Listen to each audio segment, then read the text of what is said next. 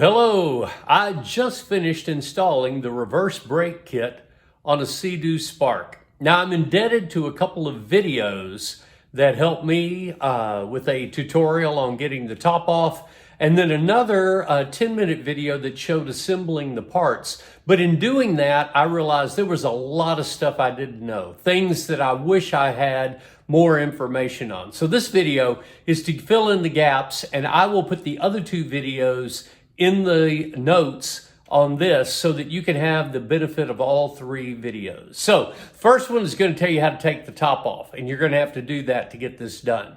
Now let's take a look at the assembly and how things need to be put together and what I wish I had known to be able to get this together.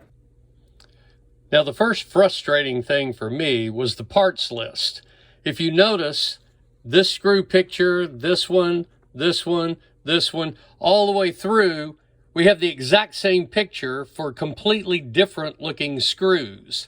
So what I had to do, because I'm not mechanically inclined enough to know what an M6x30 hexagon screw is, I would group them together in sizes and realize this one was only one, and this one up here was only one, and this one up here had four. And then I put together a list and laid the screws next to what I believe the part numbers were.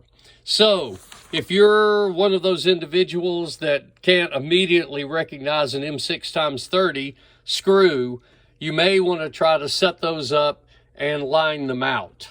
Now, when we look at the rear assembly here, looking at these instructions and also watching the 10-minute video did help give me some insight.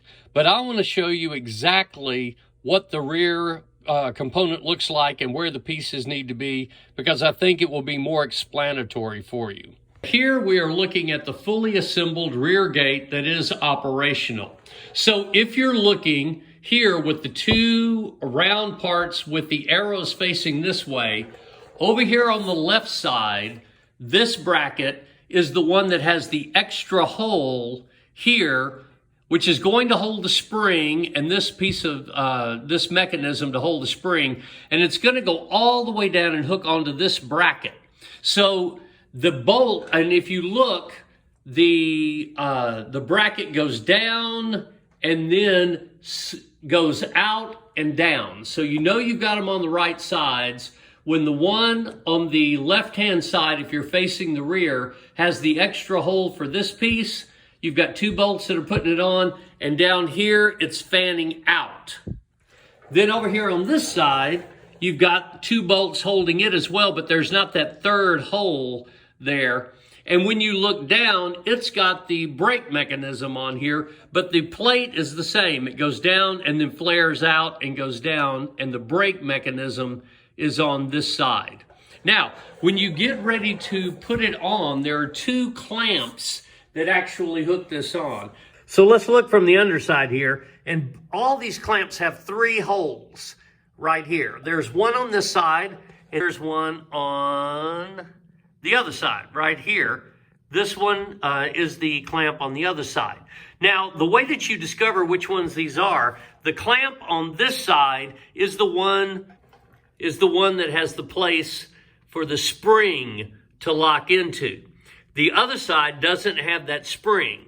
So if you're looking at the rear, the left side mount is going to have the little hook for the spring. This side over here isn't going to have a hook for the spring. Now, when you attach the gate, the screw attaching the gate will go in the bottom hole here. The top two actually stay empty. It just goes in the bottom hole here. And when that's in the bottom hole, it will allow this to be completely out of the way when it's up. But when that gate comes down, I'll show you here, and what it looks like when it's up, and now what it looks like when it's down. So again, you'll see the side bracket that mounts onto the side of the engine here. The one over here on this side that has the spring attachment. You'll see that we are connected into the bottom here. And then if you look on this side, this is the lever that is going up through the engine there and coming down, that's hooked onto this side plate. You'll also see that we're on the same bottom hook down there. So that when this plate comes up, it's going to stop right here. Now in the down position, you can see that it is almost level here where the thrust is going to hit the top. And then if you look underneath, you'll see it extends way below because the water is going to flow out. So this is again a look. You're in the bottom lever. This is the one with the extra hole. This one has 3 and an extra hole.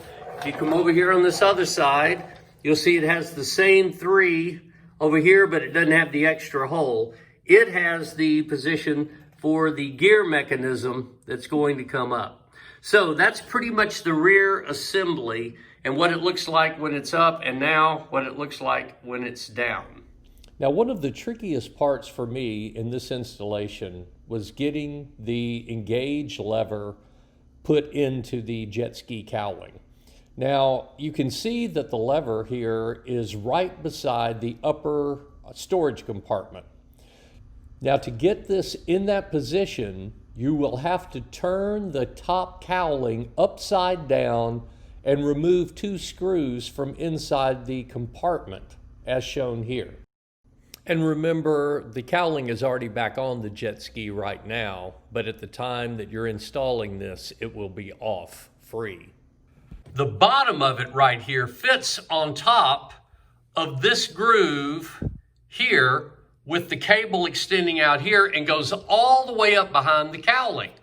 There is a little, you can see the pocket right here. There is a piece of plastic on the jet ski that has to slide up behind, and this has to go up over this ridge. Well, what you will find out very quickly when you figure out that's where it needs to go is that it will not go there unless you turn the jet ski cover completely upside down and then go inside here and take off these 2 screws that have nuts underneath, which will let you pull this up enough to slide this piece up into position. Then you have to go and screw those 2 screws back down to put this piece back in. So getting that up under there, you actually have to release this piece and lift it up to be able to get up under there. So that was really difficult to try to figure out. The last area that was a little tricky that I would just highlight here was getting the 2 screws in to hold the cable assembly into the cowling. So from this angle, you can see the steering shaft that screws in right there. And then this is the brake shaft with its 2 screws. And to get around this corner and get those screwed in there, you can take a socket, but trying to find the hole and get that together, I actually had on my drill one of these 90s that turns it so that I could drill, and it was significantly easier to get those bolts. When I could apply consistent pressure and have the screw consistently turning to cut the grooves into the panel behind it. Hopefully this video will be very helpful in a few of the pain points that I found in trying to install the braking system.